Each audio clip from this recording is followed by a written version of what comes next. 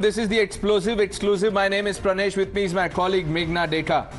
Well, first up, the focus is going to be the revenge strikes against Ukraine by Russia. Upping the ante, Russian rockets, remember, have hit the capital city of Kyiv and other Ukrainian cities this morning. For the first time, the capital has been targeted since June, when we had seen a lull in these missile strikes. It's back to square one. In fact, the war has only intensified. Footage shared widely on social media shows rockets raining down on Ukrainian capital Kyiv, causing a smoke to rise above the city and leaving debris and craters. Early reports by local police suggested at least 8 people had succumbed to injuries and more than 20 sustained critical injuries, and this is the reason the toll is expected to rise. These lethal strikes have left thousands of people running for shelter and hiding away in wherever they could, even railway stations. In fact, a pedestrian that you can see, a pedestrian bridge in the capital, was made the target as well. Fortunately, the pedestrians had managed to escape this deadly missile strike. The impact of these missiles, however, have left the locals stunned. In fact, not just that, several of the very disturbing reports which have been coming in tells us just what has happened. In fact, here are some of the other reports also which are coming up. A BBC News reporter had to stop his live news broadcast midway as Russian missiles rained down in Ukraine's capital. And not just that, several such instances have been coming in at a time when the civilian death toll has been mounting. In fact, now Ukrainian President Volodymyr Zelenskyy has accused Russia of attempting to destroy and wipe out his country and his countrymen off the face of earth following these airstrikes on Ukraine's key cities. Zelenskyy has said that Russia has prominently 2 targets: first, to create panic and chaos; second, to destroy Ukraine's energy systems. Українці, українки, ранок важкий, маємо справу з терористами, десятки ракет, іранські шахіди. У них 2 мішені – енергооб'єкти по всій нашій державі. Київщина і Хмельниччина, Львів і Дніпро, Вінниця, Франківщина, Запоріжжя, Сумщина, Харківщина, Житомирщина, Кіровоградщина, Південь держави. Вони прагнуть паніки і хаосу, хочуть знищити нашу енергосистему. Вони безнадійні. Друга мішень – це люди. Спеціально обрали такий час і такі цілі, щоб завдати якнайбільше шкоди. Але ми, українці, допомагаємо одне одному, віримо в себе, відновлюємо усе зруйновано. Зараз можуть бути тимчасові перебої з електрикою, але ніколи не буде перебоїв з нашою впевненістю у перемозі. Чому саме такі удари? Ворог хоче, щоб ми злякалися, щоб люди побігли. Але бігти ми можемо тільки вперед і демонструємо це на полі бою. Так буде і надалі. Працюють зараз рятувальники, працюють наші ППО. Вже на зараз 38 повітряних цілей збито. Сьогодні будьте, будь ласка, в укриттях. Завдяки допомозі наших військових все буде нормально. Завжди дотримуйтесь правил безпеки. Завжди пам'ятайте, Україна була до того, як з'явився цей ворог. Україна буде і після нього. Times Now spoke to Ukrainian MP Sophia Fedyna, who narrated the ordeal of Ukrainians post the Russian missile strikes. An attack of 75 rockets launched from different directions by Russian Federation and by the order of Putin. 41 of the rockets were caught by our anti-aircraft system. The rest of the rockets, unfortunately, were exploded in the cities of Ukraine.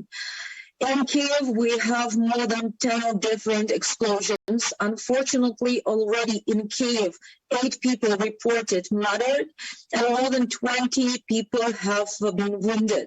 I do not think that this is only the reaction on the explosion on the Crimean bridge. And we do not know exactly what happened there. And we do not know whether these were Ukrainian services or this was some kind of provocations by Moscow side. It is the territory of Ukraine that has been drastically occupied and annexed by Moscow Federation. The country has a right to exist. We know today the Russian Federation to be a terrorist country that should not only be punished, but it has no right for existence in the civilized world. Well, that, of course, is what Ukraine is saying. On the other hand, Russia has said that these strikes were carried out with precision-guided weapons and had successfully hit Ukrainian military sites, remember, as well as communication and energy facilities, and essentially saying that civilians were not the targets. In fact, Russian President Vladimir Putin has also accused Ukraine of orchestrating a powerful blast that damaged a bridge linking Russia and Crimea, describing the explosion as an act of terrorism. Здесь, как вы только что доложили, сомнений нет. Это теракт, направленный на разрушение критически важной гражданской инфраструктуры Российской Федерации. Совершенно верно. И авторы, исполнители, заказчики спецслужбы Украины. Times Now spoke to the advisor to the Defense Minister of Ukraine over what Putin alleged. Here is the response. We respond to this by saying that you just have to look at the facts that the driver of that vehicle, of that truck, was Russian, the truck was registered in Russia, and the truck arrived from the Russian territory. Russia has been saying for a long time that this Kerch bridge is very secure, that they have anti-air defense systems there and everything. But, you know, if we want to understand what happened there, we need to ask Russia, not Ukraine. With that, some big breaking news which is coming in as Russia pounds Kyiv. India shows its concern. The first official spokesperson's response to the media queries which are coming in of the escalation of the conflict in Ukraine by Russia is now coming in. This is what India's response has been. That's right. India has said that escalation of hostilities is in no one's interest. And as we speak, the Embassy of India in Ukraine has issued an advisory for all nationals in Ukraine. And it reads that in view of the current escalation, Indian nationals are advised to avoid all non-essential travel to and within Ukraine. They must strictly follow the safety and security guidelines issued by the Ukrainian government and local authorities. Let's open this up. Let's hear the two sides. Ben Harris, founder and editor-in-chief, BNE, former bureau chief for the Daily Telegraph, joining us live from Moscow. Professor Valentin Yakushik, representing the Ukrainian Institute of Politics, also with us. Gentlemen, good evening. Mr. Harris, let me begin by asking you, Russia believes that this is a terror strike. What happened on the Crimean bridge was a terror strike by Ukraine. Yeah, it's not clear exactly what happened in so much as a truck drove across the bridge in the early hours of Saturday morning and exploded.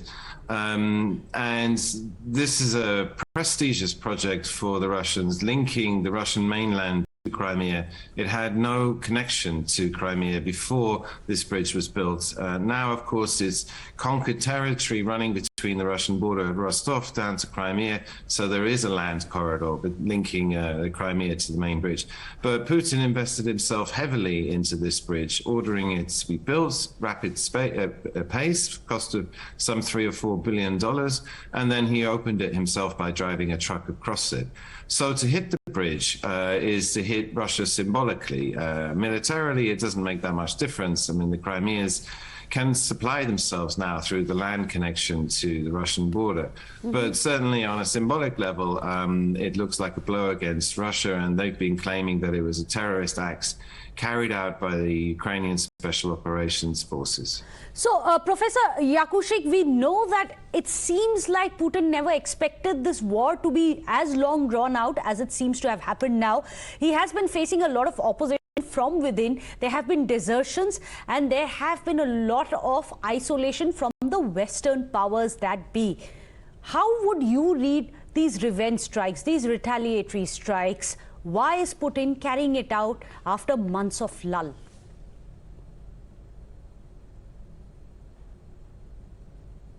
Yes, me?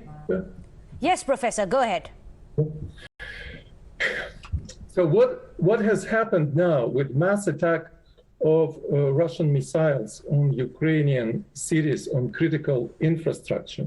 From the formal point of view, it's retaliation for Ukrainian attack on Crimean bridge, on Kerch bridge. As to type of the action is change of the type of the war. It's going to be a total war instead of a bit limited and sometimes strange war.